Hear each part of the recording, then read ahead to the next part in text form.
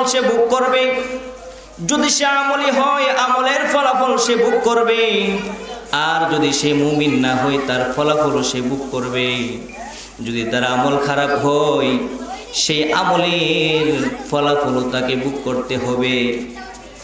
আল্লাহ বলতেছে, পৃথিবীর মানুষ আমার ভালো করে জেনে রাখো, যদি তুমি এই কবরের মধ্যে ভালো ফলাফল নিয়ে আসো, আমি আল্লাহ তাআলা তোমার সঙ্গে ভালো আচরণ করব। আমার কবর তোমার সঙ্গে ভালো আচরণ করবে, আমার ফেরেশতারা তোমার সঙ্গে ভালো আচরণ করবে, আমার সমস্ত মাখলুক তোমার সঙ্গে ভালো আচরণ করবে।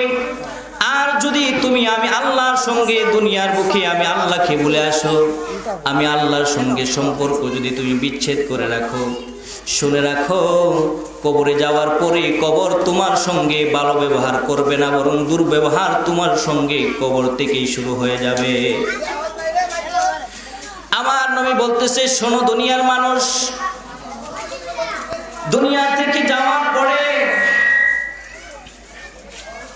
প্রথমেই তোমাকে কবরের বুকে তোমাকে পরীক্ষা দিতে হবে। কবরের সওয়াল জবাব তোমাকে নেওয়া হবে, তোমাকে সেইখানে জবাব দিতে হবে। প্রথমেই তোমাকে মুমিন যখন হবে, মুমিনকে জিজ্ঞেস করবে, মুমিনকে কবরের মধ্যে ফেরেশতা জিজ্ঞেস করবে, আতাহু মালাকানে আসওয়াদানে আরজুকানে।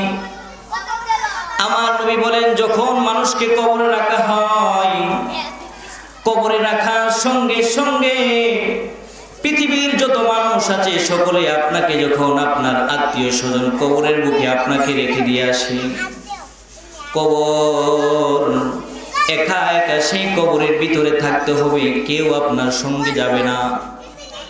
আপনার সম্পদ আপনার বাড়ি থেকে আপনাকে তাড়িয়ে দেবে, বলবে আর দেখা হবে না তোমার সঙ্গে। এত কষ্ট করে সম্পদ উপার্জন করলাম, এই সম্পদ আপনাকে বাড়ি থেকেই বিদায় জানাবে, বলবে আমাকে তুমি উপার্জন করেছো, আজকেই তোমার সঙ্গে আমার লেনদেন শেষ, তোমার সঙ্গে আমার আর দেখা হবে না। বাড়ি থেকেই বিদায় জানায় আপনাকে বিদায় দিয়ে দেয়।